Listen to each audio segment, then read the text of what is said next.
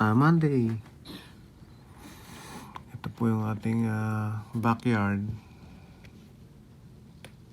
May storm po nag-umpisa kagabi. Hanggang ngayon nag-i-snow pa rin. So, ayan po.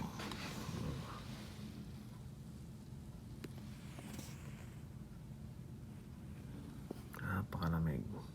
Nagmamais yung ating salamin.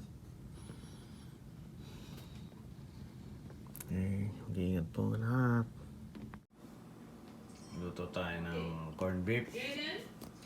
Siyempre, meron tayong tuyo galing sa Pilipinas. Pinadala bigay ni Pare Erwin. Shout out Pare Erwin, thank you. At siyempre,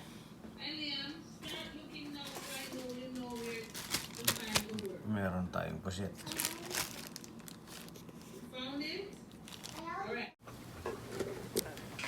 Good morning. Oh, kakapal. Hello, my friend. Hello, May. Good morning. What a lot of snow. Good to play the snow today.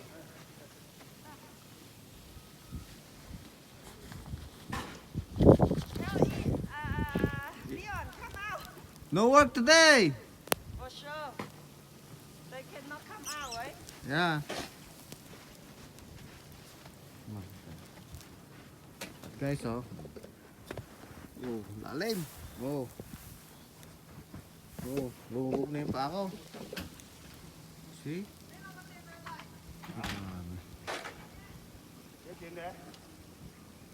Tingnan mo sa sakyan, oh.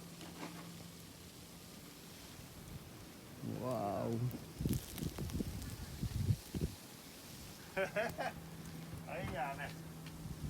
Oh my God.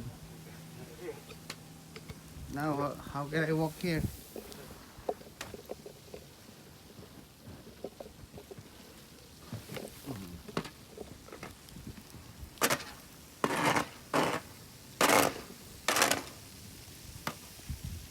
Wow.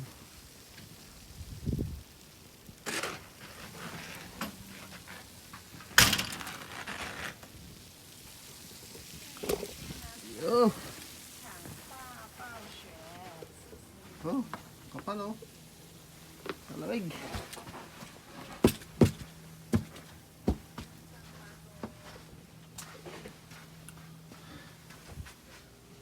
Masok sa sapatos ko.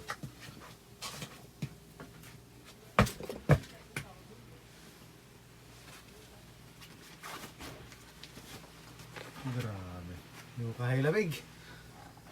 Hindi ako naka-snow. Dapat talaga nakakuha.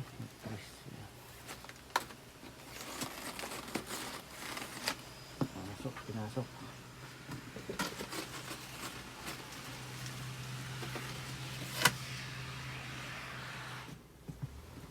Mali. Okay, ngayon ay Lunes. Nagkaroon ng snowstorm. At ito yung ating na pala. Yun guys, ang taas ng snow. Estimated centimeter nila ngayon is going to 50 centimeter. Pumunta ako rito umaga. Kailangan tapos tayong snow blower.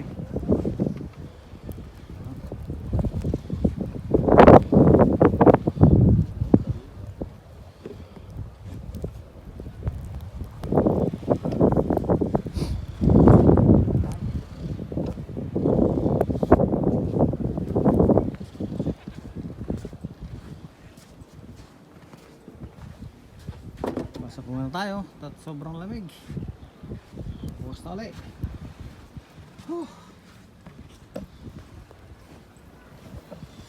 Ito hindi ko pa natanggal.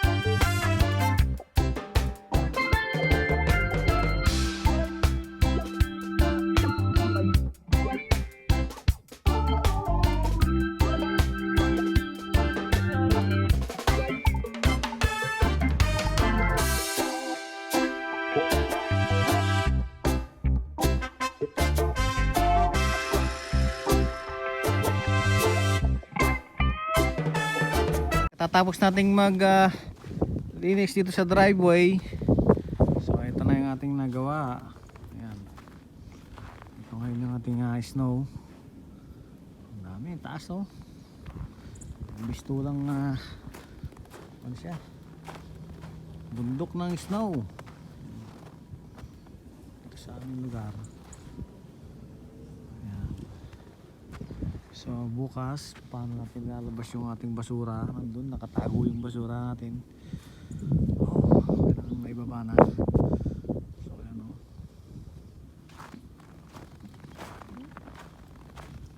Ayan ang ating lugar dito. Palamig. Mga matatagalan siguro to bago malusaw guys. Mga 1 linggo bago bumaba tong mga snow na to, hanggat hindi siya nagpa-positive, hindi bumaba yung temperatura, hindi siya malulusaw. Yan. Napakahirap mag linis, magpala. Ang ganyan kataas guys yan. Yung pinala natin ng snow.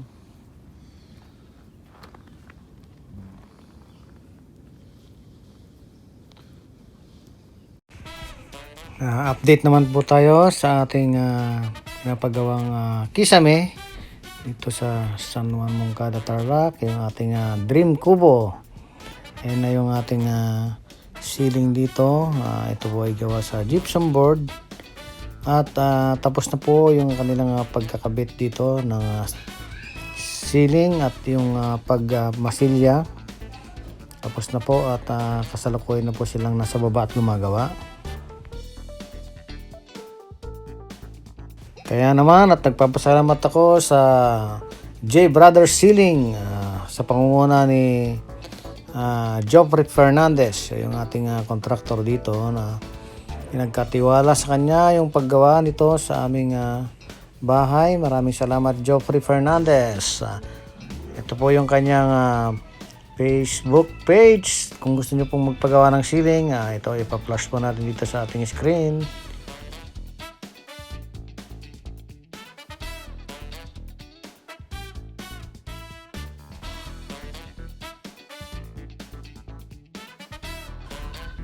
At ito po yung ating pinaka-design dito sa ating tapat ng hagdan na ikabit na rin po nila. Ayan po, simple lang po yung ating design, cog light at may tatlong rectangular box. At ito po yung ating main room or yung master's bedroom dito sa ating second floor. Ayan po yung ating ceiling. Nakaabang na rin po yung mga wire para sa ating pot light or pin light. At ito po yung ating magiging washroom. At pinalagyan po natin ng manhole dito just in case na magka-trouble sa taas. Ayan, meron po siyang manhole dyan. Kung napapansin nyo po at napakalinis at napakaganda po yun ang masilya nila. Pwedeng pinturahan na direct, pero kailangan din konting liha siguro. At maaaring pag may budget po, ipapipintura po natin sa kanila rin yung ating ceiling.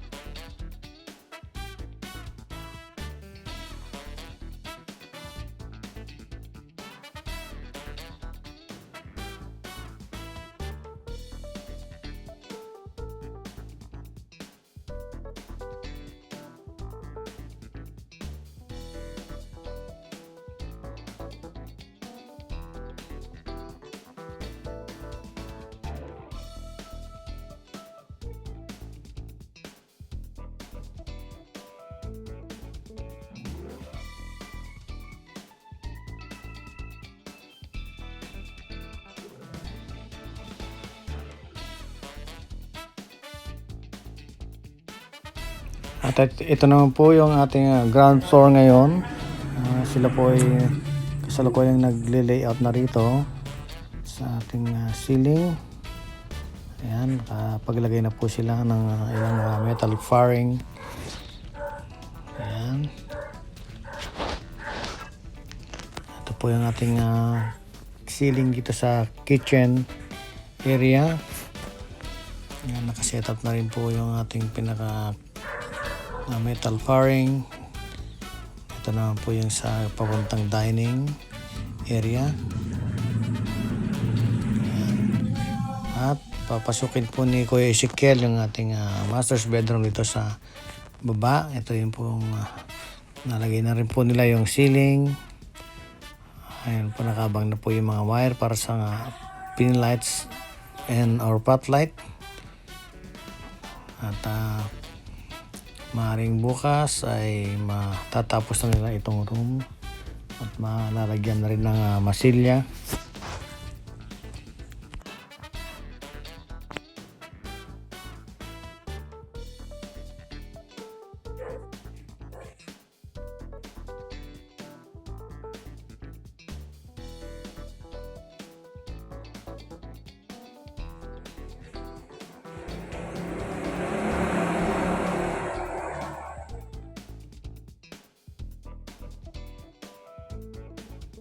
Okay, yan na po muna ang ating update dito sa ating pagkikisame dito sa ating dream house dito sa napagawa dito sa San Juan, Moncada, Tarlac.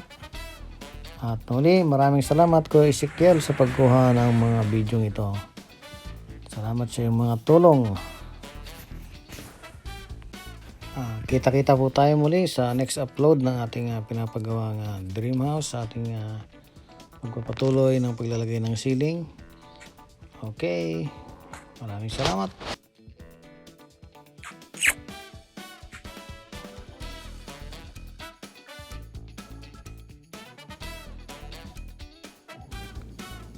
Okay, ganito na lang ang ating vlog. Maraming salamat po sa inyong panonood at mag-ingat po kayo palagi at God bless you all po. Bye bye.